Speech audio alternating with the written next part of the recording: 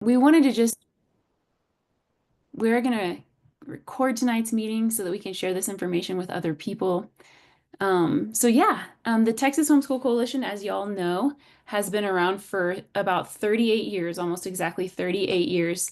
And we have been involved in establishing the freedom to homeschool and continuing to expand those freedoms and protecting the freedom to homeschool for the last 38 years. So it's our honor and privilege to continue doing that to even tonight and throughout this 2025 legislative session.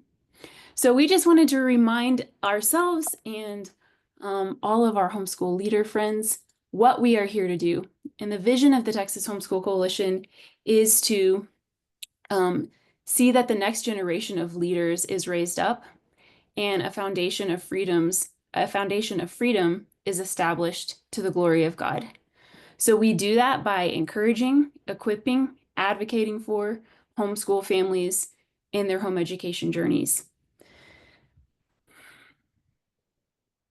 All right, so tonight, here are the things we're going to talk about. We're going to talk about an historic vote on Texas school choice that happened last week and in the recent past. So Nathan is going to talk through all of these things with us. We're going to talk, I mentioned that Randon Steinhauser is with us. We're going to talk about Avela Fund opportunity for homeschool groups. So there are private foundations and funds who are looking for opportunities to support and strengthen the homeschool community. And so we want to make those opportunities available to you all. And then we're going to talk about some other priority legislation, including the homeschool constitutional amendment. And then we are going to take questions. So I just want to welcome you all. Thank you all for coming. I know that many of you were with us in Fort Worth just over a week ago. So be sure to pop on the chat and say hello. Tell us where you're from. We'll be taking questions via chat toward the end of the call. So keep up with your questions as you have them. You can even go ahead and chat them, and we will answer questions toward the end of the call. All right, so with that, I'd like to introduce Nathan. I mentioned that Nathan Macias is THSC's president. He is a retired lieutenant colonel in the Air Force. He is a retired former Texas legislator. He's the homeschool father of 7, and we really could not have asked for a greater leader to step in to take the lead of THSC. So Nathan, talk to us about what's happening in the Texas legislature specifically about school choice. Well, thank you, Stephanie. I really appreciate that very gracious introduction there. Folks, as many as you all know, just in last week on the 17th, little after 2 a.m. in the morning, a historic vote was taken, and Texas passed the largest individual starting school choice program in the nation, in the history. So it was exciting. There was almost 11 hours worth of debate on the floor. A lot of very interesting debate topics were brought to the floor, and the chairman did a fabulous job. Chairman Buckley did a fabulous job of orchestrating, maintaining, ensuring that he was at the forefront and in control, if you will, of the floor debate. Did a fabulous job. Ultimately bringing about this school choice legislation passage. Super excited to see what happened. As many of y'all know, and most of y'all know, we were in favor of expanding opportunities for homeschoolers to be able to get some of the money that they have paid in back to their own family to be able to educate their children as they see fit. And part of our goal also was to ensure that protections for homeschool families were maintained. No change whatsoever, and I truly believe the result was a fabulous bill. So let's talk a little bit more about the bill itself. So what's in this current school choice bill? It can be a little bit confusing at times because it was Senate Bill 2 that was passed in the Senate with X language in it, certain language in it.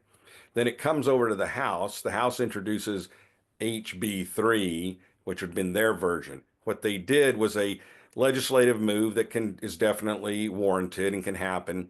They took the language that had been kind of agreed upon and they substituted it into Senate Bill 2. So they voted on Senate Bill 2 with language that the House and the leadership in the House and that the governor and the Senate has pretty much agreed upon. So that's what had happened that night. Just to keep everybody's confusion down, it was a Senate bill that came over from the Senate. The House, if you will, amended it, substituted it to be able to now have the language that was currently passed out. So in that particular bill, uh, the idea of school choice and the actual program itself, it's going to be funded at about $1 billion for the first biennium, $1 billion. So that will cover anywhere from 100 to 150,000, 100,000 to 150,000 students will be able to receive funding for school choice. Very important to remember because it's limited. Any family in the state of Texas who has school age children may apply. So it's universal in that everybody is eligible to apply, but it'd be limited by the funds that are available. A couple of things in here, as you can see in the first bullet.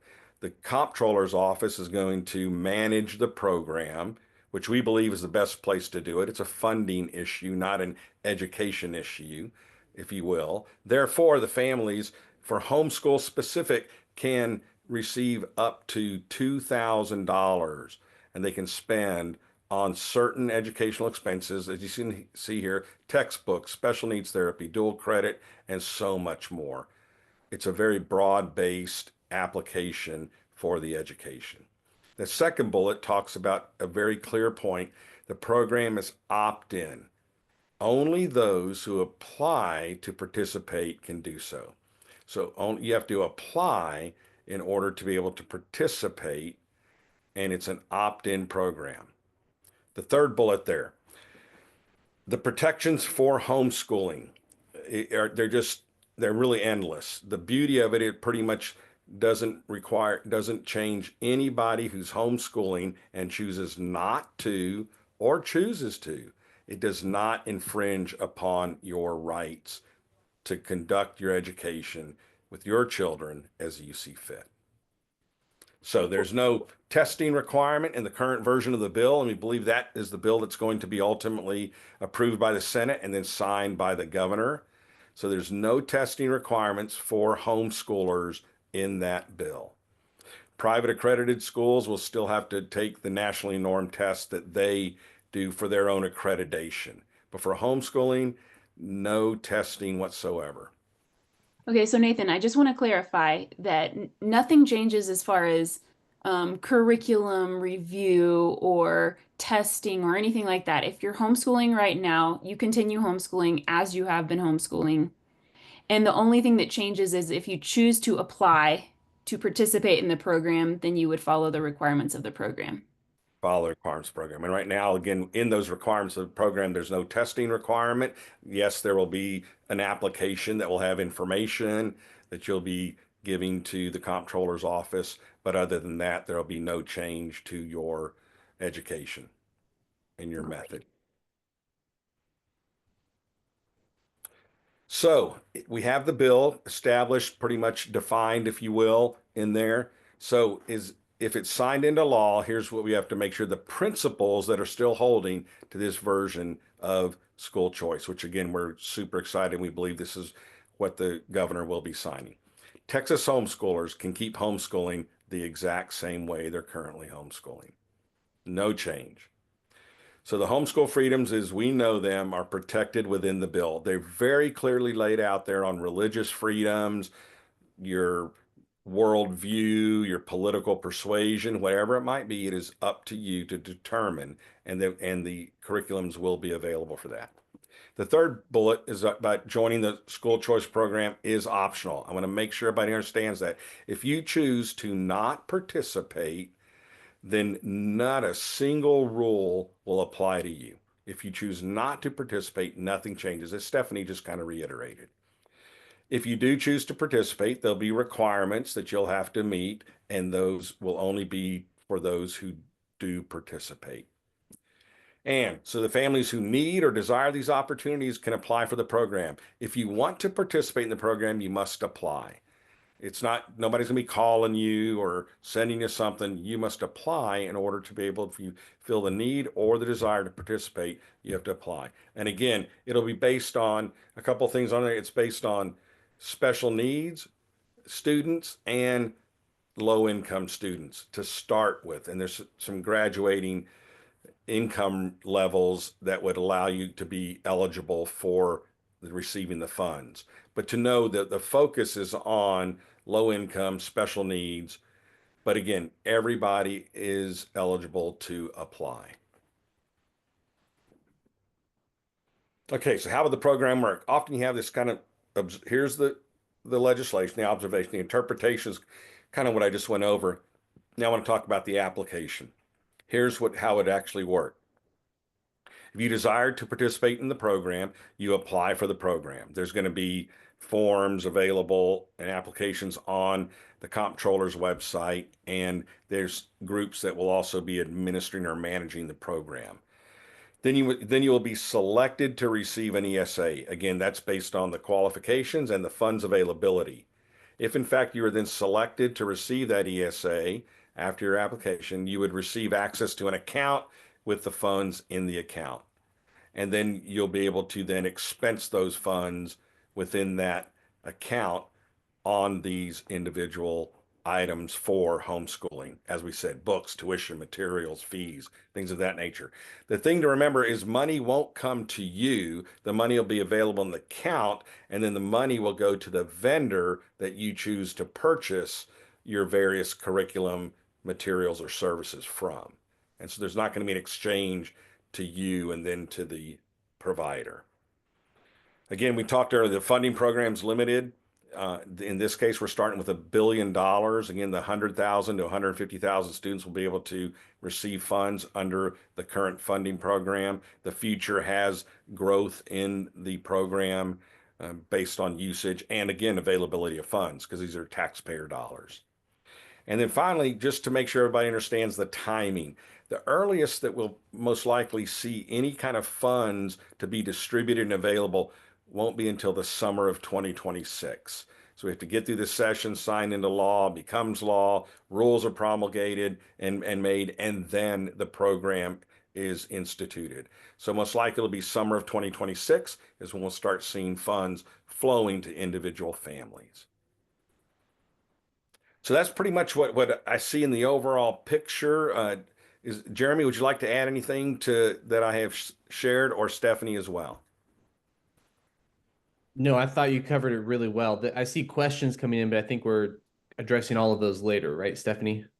Yeah, we'll hold those to the end, but yes, we will get to those shortly. Yeah, Yes, great. we'll get to the questions. I just wanted to make sure and give you that overview, high level, and give you some sense of the law, how it's going to be implemented, and then how it would affect you. Okay, great.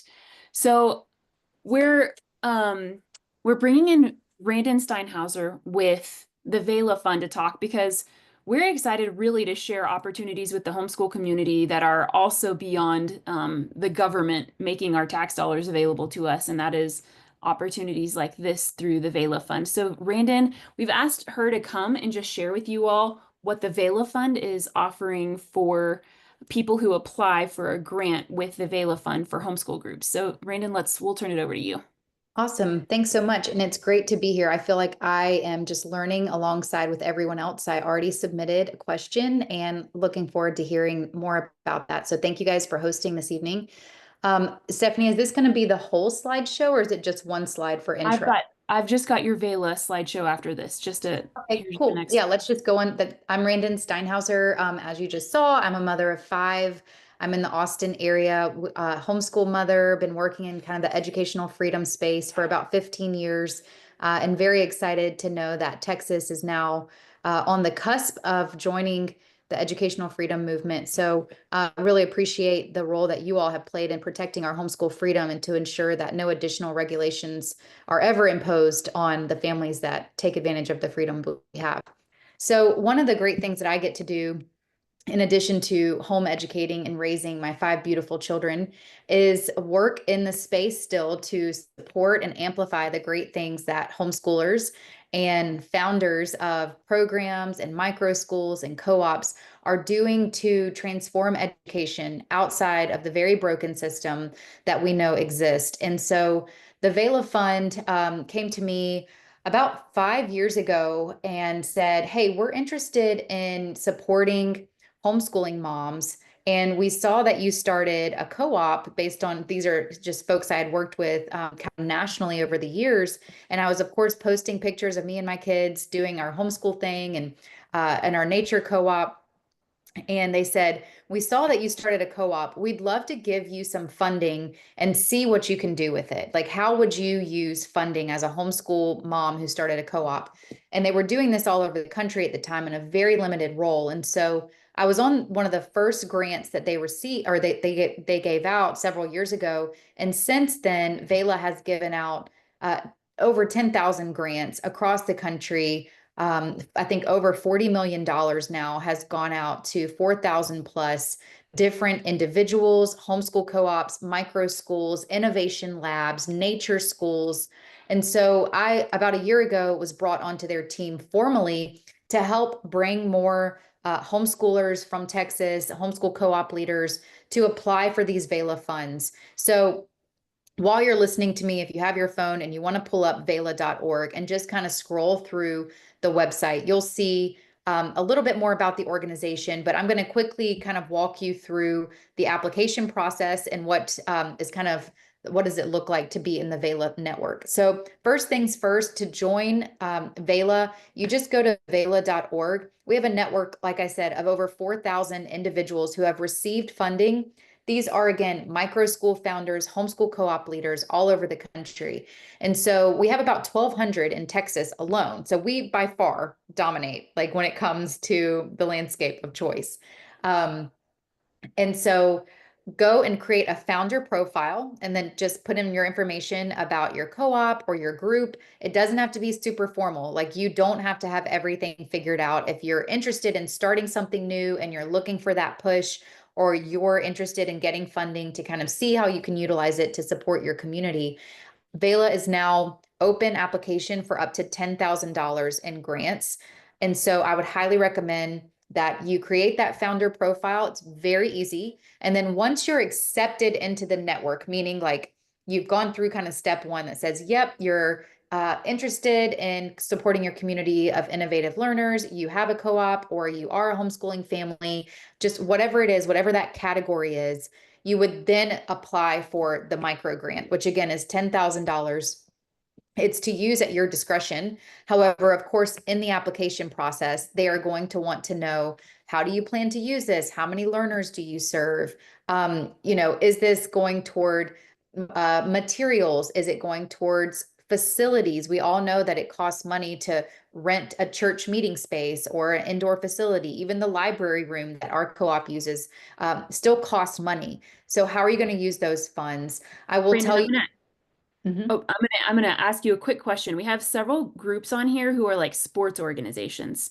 So talk to us about does it have to be a co-op that's applying for these $10,000 grants? And for those of you who just joined, we're talking about some private funding available to homeschool groups as well.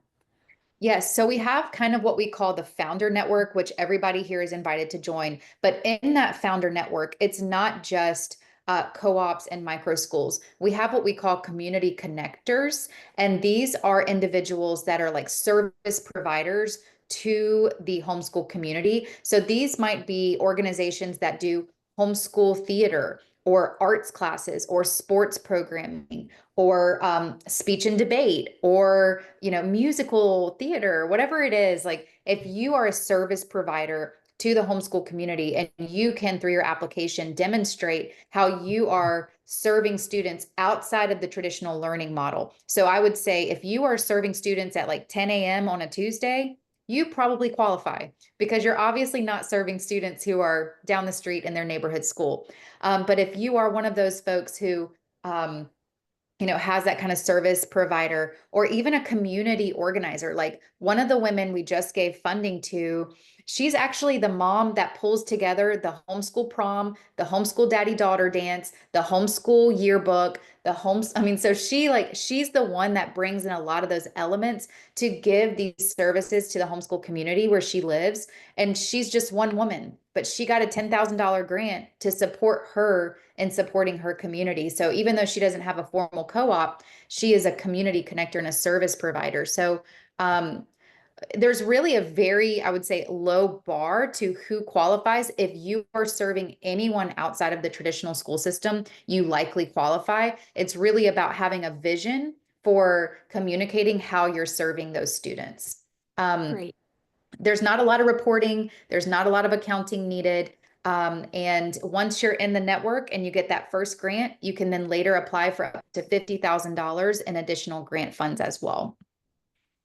Okay, so if you didn't catch that, these are starting at $10,000 grants for homeschool groups that are serving the homeschool community, not just a co-op, but all different types of homeschool groups that are like strengthening the ecosystem for homeschooling. So this is a private fund available through VELA to homeschool groups. Randon, you mentioned that it's not a difficult reporting process, so that's something that has stood out to me, that it's not a difficult application process from what I've heard, and it's not a difficult reporting process, something like, a survey 90 days in. Yeah. It seems to be key for a lot of people who've maybe never applied for a grant. That seems scary. Yeah, absolutely. I would say don't be intimidated by the process. Don't even be intimidated by the questions, because for VELA, the fund was started by a group of philanthropic entrepreneurs who 15 years ago were fighting to kind of break up the monopoly on education. So they saw, like, post COVID and almost like in the lead up to COVID, that there was something happening in education. They saw this bubbling up. And so for them, they got super excited post COVID when all of a sudden everybody, including the radicals in California, were talking about pods and like bringing families together and educating them in small groups. So they realized that there was this moment to capitalize on and bring and give folks support. So they are not interested in like any sort of like gotcha questions or gotcha moments. They truly want to continue to foster and grow innovative educational options and opportunities outside of the traditional brick and mortar school. I'll tell you a couple of folks who wouldn't qualify. You're not going to qualify if you represent like a 5-day a week traditional Christian brick and mortar school, even if you say like, oh, we're kind of homeschool because we are university model. That's not going to qualify. Even like a university model school wouldn't qualify. But if you have like a 1-day a week program, or maybe even you could get away with like a 2-day a week, if the majority of the time the kids are homeschooling, you could probably make that case. You do not have to be a nonprofit to apply. You can be an individual. As an individual, you can apply and say, I have this really great idea. I want to start a nature meetup on Fridays for ages 5 through 8. I mean, this is what I did. I wanted to have a nature meetup on Fridays for ages 5 to 8. And I would provide materials and arts and crafts and stories. And we got the grant, and we continue to be successful. And we've seen a lot of folks start as one individual. And because of the VELA grant, they then do kind of build out a program around it. Well, Brandon, we hugely appreciate you taking the time to join us tonight, and everybody take note of vela.org. Go check it out. We've got several people on this call. I see your names on here who have received one of these grants. So I just encourage you to go check into it for your own homeschool organization and reach out to us here at THSC. We can connect you to Randon if you have more questions. So thank you so much, Randon. Thank you guys. Happy to be here. All right, Nathan. So one other thing, we've kind of covered the gist of what has happened with school choice, what SB2 looks like. We're going to take more questions on that at the end, but we also wanted to talk about other priority legislation. So there's, I'll just hand this off to you. Talk to us about our constitutional amendment and other things that homeschoolers should be aware of in the legislature right now. Well, thanks, Stephanie. Appreciate that. Hey, and Randon, just so you know, thank you for what you do. VELA is a legitimate, unbelievable, just as she described, a bunch of entrepreneurs who said, we want to make an impact in education, and they're making these VELA grants available. So thank you for that. So we've been talking about school choice. And what's interesting about it, school choice really wasn't even initially on our priority list, because we have a lot of things that we're doing for homeschool families in the homeschool community. So let me just go ahead and cover a couple of those highlights of our major priority legislation that we're working on. And Jeremy and his team are down at the Capitol working this every day. They wake up every morning to go advocate on our behalf the homeschool community to ensure our freedoms are not infringed and that they're even expanded in the opportunities. So homeschool constitutional amendment. Here's what our hope is. Our hope is to codify, to put down in the Constitution of Texas that would an amendment that would prohibit the state from regulating homeschoolers and private schools. Okay, so it's again, like it says in here, ensuring the educational freedom is protected for generations to come.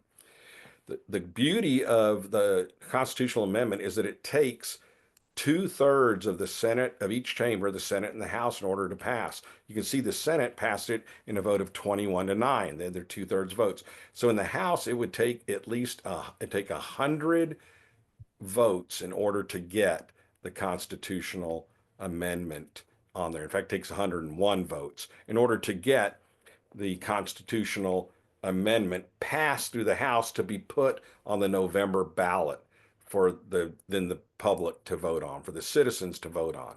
So we're looking to, and Senator Paxton has done a great job at initiating this legislation. It's called a Senate Joint Resolution. That means it's going to be put forward in a constitutional amendment. So this amendment is very, very important that we pass this. And we have a very good chance this year because family, education, freedom is definitely at the forefront of this legislative session. So we have a very good opportunity to make this happen. The second one there is protection of homeschoolers from state regulation. This is just kind of that next level down, if you will. So what it is Representative Cook put in a piece of legislation, House Bill 2674. I trust you're all going to have that memorized after our 45 minutes together. And in that particular bill, what he's doing is going to legislate. So it doesn't take a 2/3 vote, just takes a simple majority vote to pass this law into, pass this bill into law. And it will prevent state agencies such as the Texas Education Agency, the State Board of Education. It'll keep them from imposing any new restrictions on homeschooling without explicit legislative approval.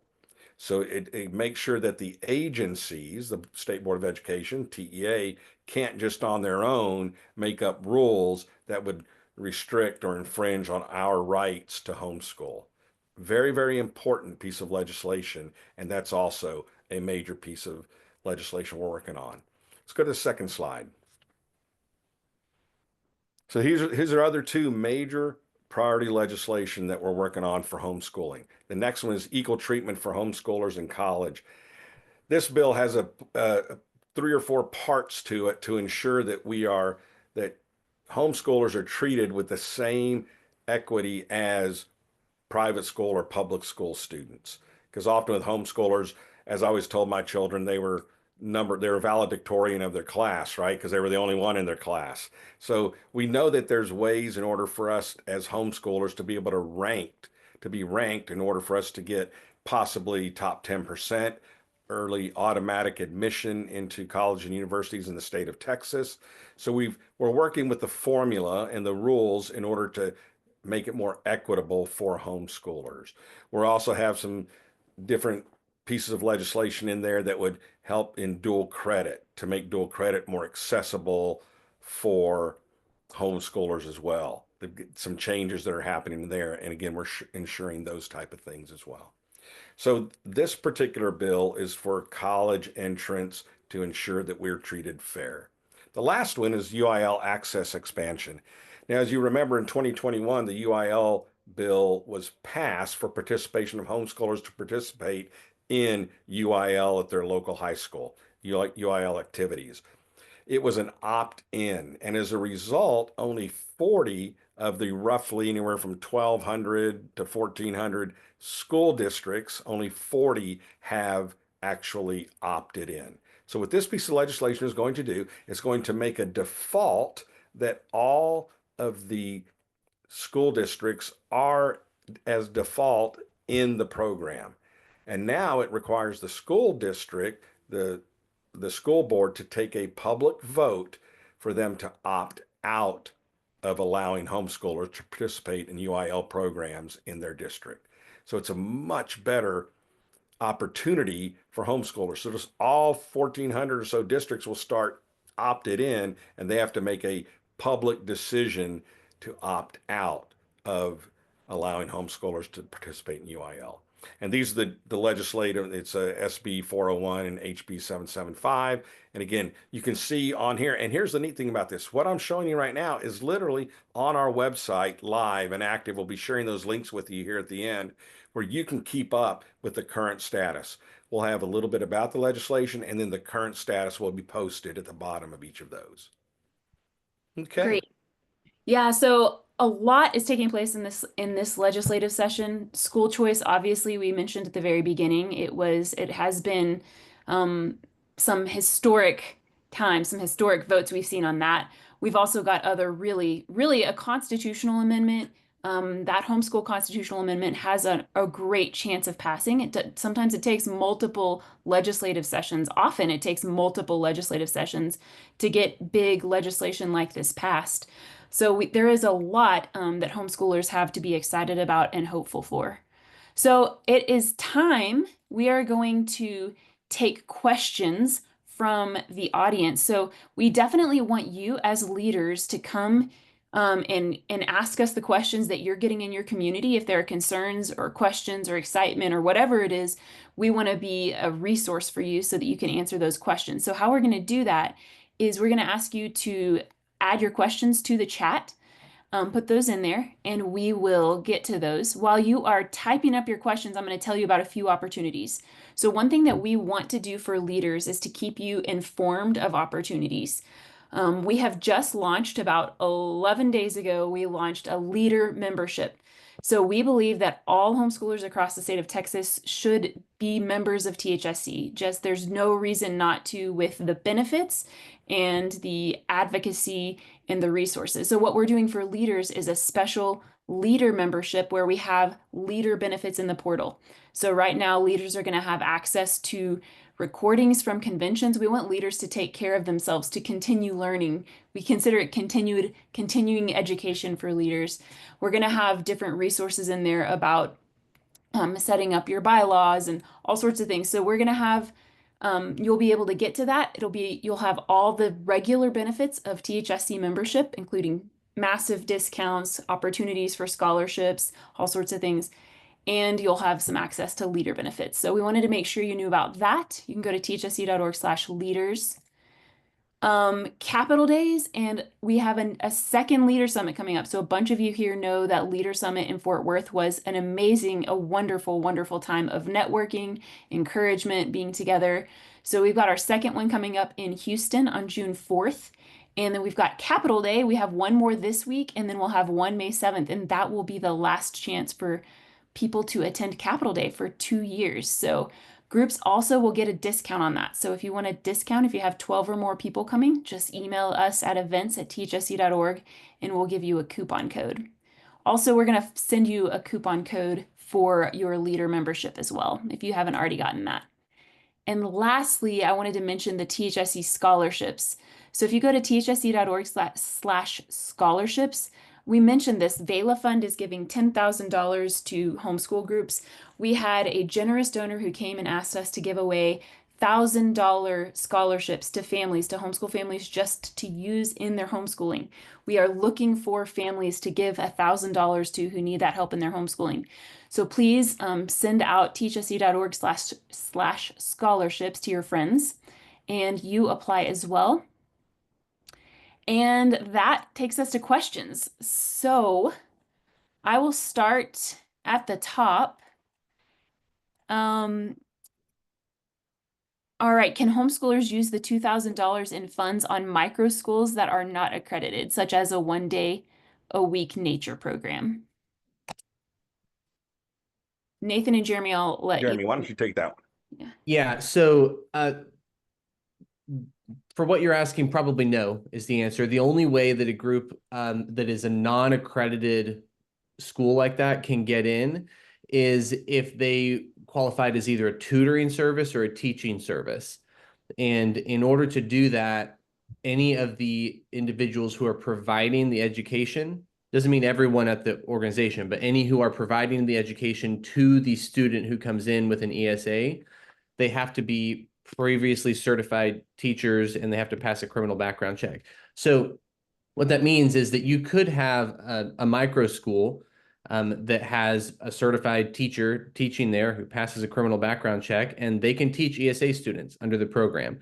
But it's probably not going to be the majority of micro schools who are going to change their operations to accommodate that. And if it's a nature program that doesn't necessarily have instructional time where you have a certified teacher in there, then it's pretty unlikely that you'd be able to qualify. Great. And another question about that $2,000 is it per family, or can we apply for each school-age child? You apply for each school-age child. It's $2,000 per child. And for clarity, if you're going to an accredited private school, it's actually $10,000 per child. So we're talking here, unless we specify otherwise, we're talking about how it applies for homeschoolers in particular. And for homeschoolers, it's $2,000. There is a requirement in the bill that if they allow one child from a family in, but multiple have applied, they have to allow all of them in that same school year. So the idea is you're not supposed to end up with two children who are both trying to get in and only one of them gets in at a time. Okay, and while we're on that's this to a topic, private school, correct? That's What's to an that? accredited private school, correct? That's accredited private school is the one. If you're going to an accredited private school, you get $10,000, I think is what Right. you're talking. And the child that all the children follow. If one wants to get into the Oh, school. no, that's in reference to the ESA program generally. So if you have two kids who apply to the ESA program and they're both eligible to participate, they're not going to select one and deny the other. They're going to select them both at the same time. Yeah. great. Okay, so Jeremy, while we're on this topic, this is where we are. While we're on this topic, how we talked about this being limited. So talk to us, is it very likely, one of the questions, and I think we would get to it, is are there going to be people that are denied? They're going to apply and they're not going to get the accepted into the program? Yeah, so for context here, we have somewhere around 600,000 homeschoolers in the state, and we have in the neighborhood of 300,000 private school families in the state. And then we have some number of families who will be leaving the public school in order to join private school and homeschool. And among all of those people, there is enough money to fund somewhere between 100 and 150,000 students. So it really depends on how many people apply, but it's highly probable that it will run out of money. And the nice thing, I guess, is the first funds are not going to be dispersed until about the summer of 2026. The next legislative session starts January of 2027, right? So very soon after the program starts, the legislature will be back to consider whether to increase the amount of funding in the program. Okay, so it's going to be very limited. That's a very small number of students compared to all the students in the state of Texas. Nathan, you had mentioned low income special needs. So Jeremy, talk to us about how that factors in. So if you have enough money to cover 100,000 students, but 200,000 apply, then they have a system for how they're going to pick who gets access to the dollars first. And the way that system works is that at the front of the line are families who have special needs children, provided that their income level is below 500% of poverty, which for a family of four, that's in the neighborhood of 150,000 a year, I think. And so special needs families are first, and then after that are families who, regardless of whether they have special needs children, they're below 200% of poverty. And then it kind of scales up based on income level after that. And within each category of people, it's determined by lottery. So if the whole system is overwhelmed by people who are all, less than 200% of poverty, then you're selected based off a lottery system within that group. Okay, so that is basically the process by which they're going to choose who gets accepted into the program and who gets the money, because they expect they'll have more people applying than they can accommodate. Okay, so here's another question. If a family opts in for the $2,000, might it be changed later where the comptroller or the governor does require testing and gets involved in how the family homeschools, chooses curriculum, and so on? I would suspect that if you receive the money in a given program year, then it won't apply to you, as they won't change horses mid-year. If in fact you end up with another year that makes some new rules, then at that point you can determine whether or not you still want to participate or not. But it won't retroact to you saying, oh, when you took it once, now you always have to test because you once took the money. It would be what are the requirements during that program year that would determine whether or not you would have to make a decision of whether to abide by or withdraw from the program.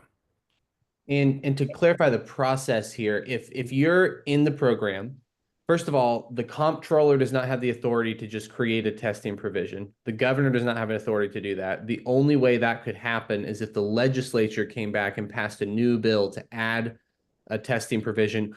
In fact, the only way for any type of additional academic requirements to be added to the program is for the legislature to pass a new bill to do that. And then it would have to be signed by the governor. So, I mean, that's, anything can happen in the future, but that's the same risk we run every legislative session, is that the legislature will do something we don't like. So that's why we're there every session. And I think, go ahead, Stephanie. okay, I think this question may come up because other states have seen this kind of thing happen. I've heard, testimonies of the program starting and then the requirements changing, and then people are kind of sucked into it that way. So the reason that we supported it going through the legislature is it cannot be changed by an agency. It must be changed by all the state reps and, the majority of the House and the majority of the Senate, and be signed by the governor. So just like you said, Jeremy, we fight that every year. We watch for regulation, increases every year, and we fight them, and we'll have to do that in the future, whether it's associated with school choice or not. But it can't just be changed kind of ad hoc by an agency. Go ahead, Nathan. What else were you going to say on that? Well, I was going to just also, Jeremy, on the different research that we've been looking at. Oh, yeah. Have we seen increases in restrictions and increases in oversight of homeschoolers with school choice? Yeah, so the question asked about whether new requirements might be added to the program later, right? So everything we just talked about was in relation to that question. There's a different question that people have asked about whether or not whether it could be an incentive for the state to pass regulations on homeschoolers generally, whether you participate or not. So we reviewed every state, all 50 states. There's this, I don't know if we have a link to this study handy somewhere, but it's on our priorities page, I believe. But we reviewed this last year, actually, every state that has a school choice bill, to figure out whether it had ever occurred before that regulation increases followed a school choice bill. Not only has it never happened, there are actually a few states where regulations have decreased. So the point would be, that's a byproduct of what we discussed earlier, that the only way for a legislature to increase regulation on homeschooling is to come back and pass a new bill. And whether you have a school choice bill or not doesn't create that power. They have that power every session regardless. And there's never been a state where the ESA or the school choice program somehow acted as an incentive for them to come back and regulate all homeschooling. Okay. That's been a serious, something that we've worked hard to ensure. Like Nathan said at the very beginning, we've been at the table to ensure that regulations weren't increased through this at all. The next question is, what does it look like for taxes? And is there a time when the comptroller will say you have to pay it back? Okay, so the bill specifically says that doesn't qualify as income for tax purposes. So no concern with that. And part of the reason for that is you don't ever actually have the funds, right? The funds are at the comptroller's account, and they move from the comptroller to the vendor that you pick. So for example, the teaching service that you're taking some classes at, you don't ever have access to the funds, like you're never holding the cash. And so no, it's not counted as income. And what was the second part of the question, Stephanie? Yeah, will the comptroller ever say you're going to have to pay it back? Oh, so actually there's a provision in the bill that the funds roll over year to year. So if you spend 1,000 out of your 2,000 the first year, then that extra 1,000 you didn't spend rolls over for the second year and the third year and so on. So the only circumstance where funds could have to be repaid would be if you spent it improperly somehow and it was on an expense that wasn't actually eligible.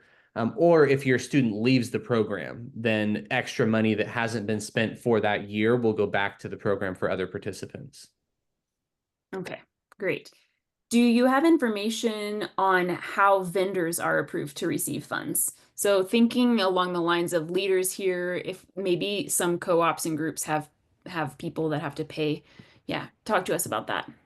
Yes, so there's a section in the bill that specifically outlines the types of vendors that can be approved. So it has different requirements for if you're a college, if you're an accredited private school, if you're a therapy service, teaching service, tutoring service.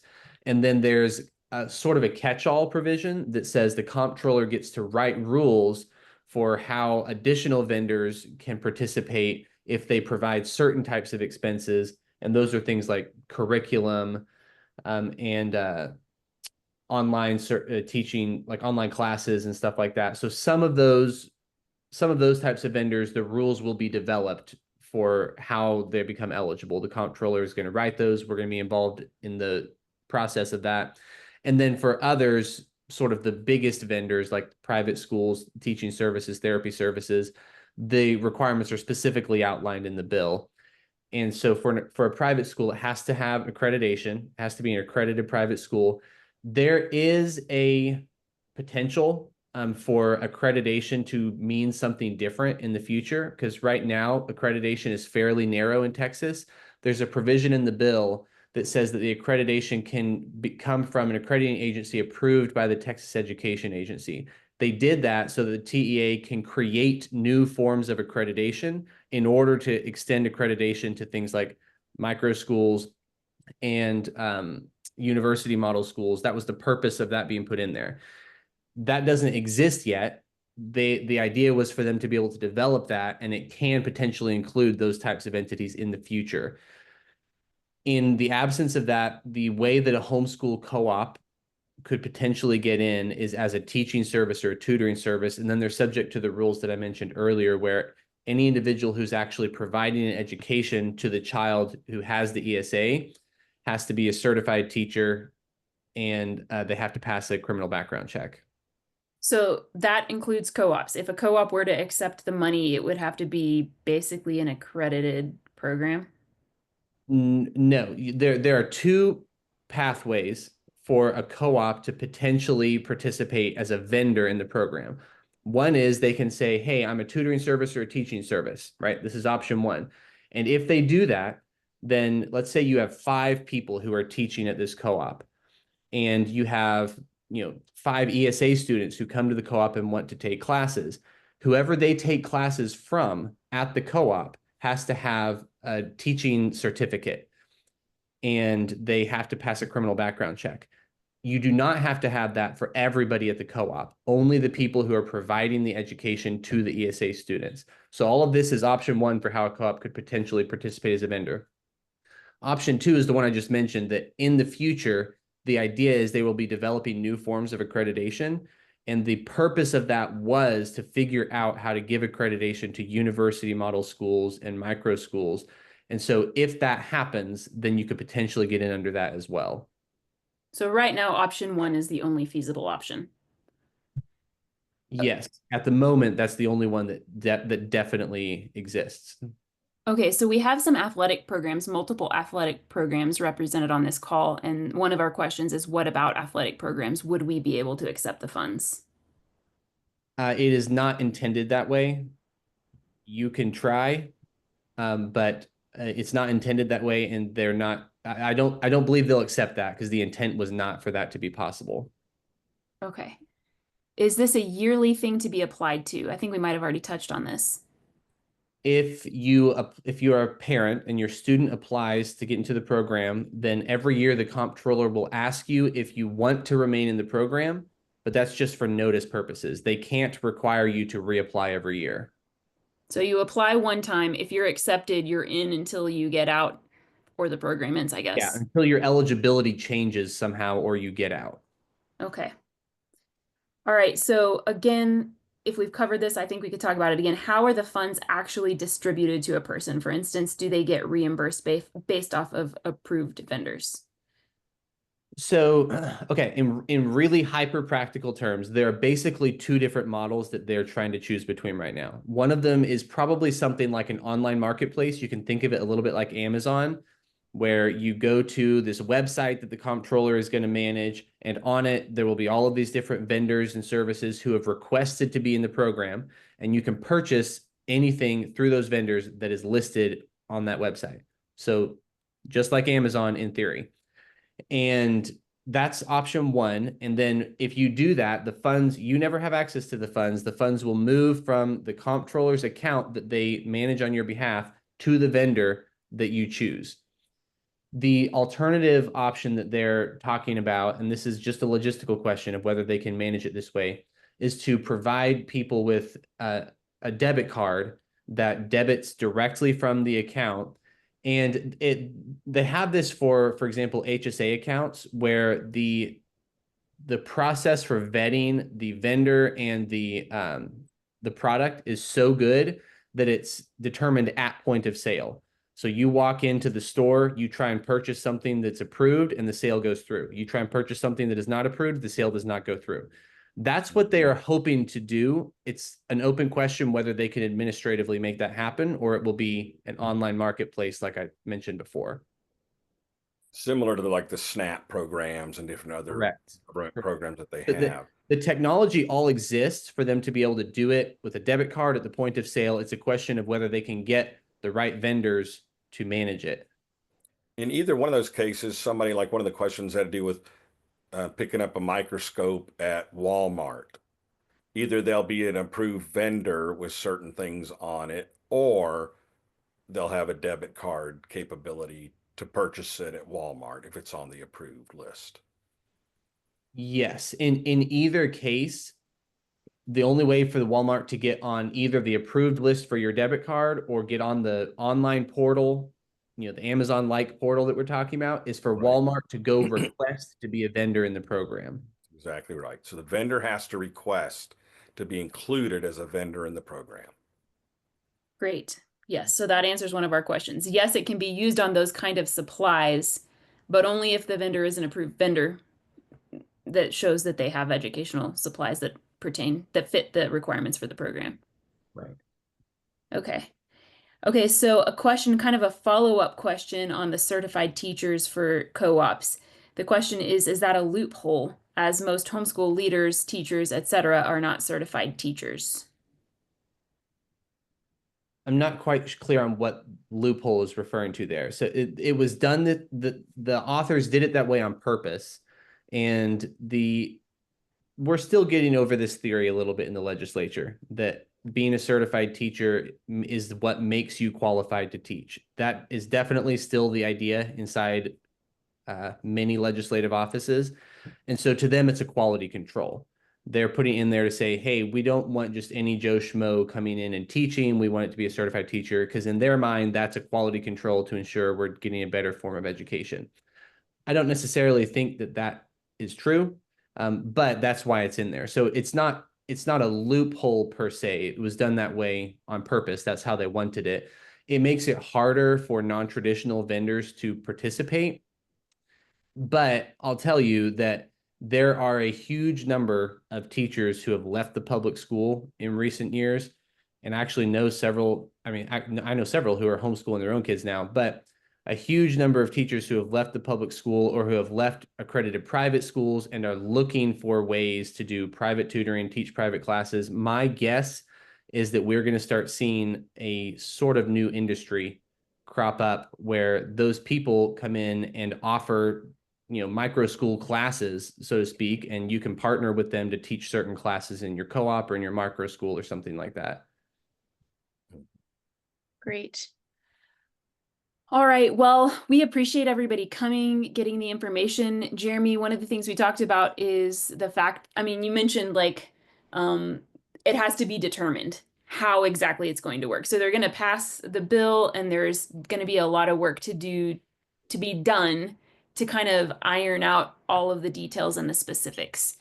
And Nathan, you mentioned that we're looking at that, the bill actually not taking effect, people not actually seeing funds come until the summer of 2026.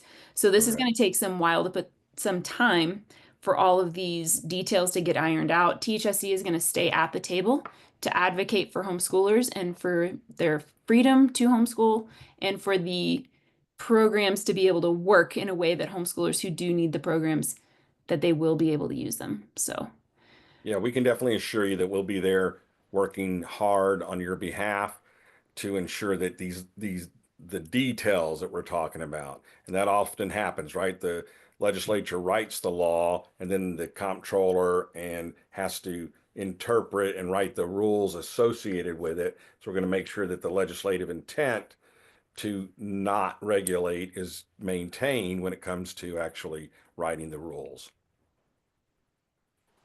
all right. Well, we appreciate you coming. We wanted to remind you of one thing, and that is what we believe, because we think most of you believe this as well. We believe that raising children is a God-given right and calling for a family. We believe in empowering parents to raise and educate the next generation of leaders, and we also believe in keeping Texas families free. So that's why we're here. Thank you, leaders, for what you do to serve families day to day, day in and day out. We hope that we can serve and support you as you continue to serve and support those families. We will be recording this call and we'll share it with you, those of you who signed up for the call. So check your emails later on. Thanks, everybody, and have a great night. Appreciate it, everybody. God bless. Hi, everyone.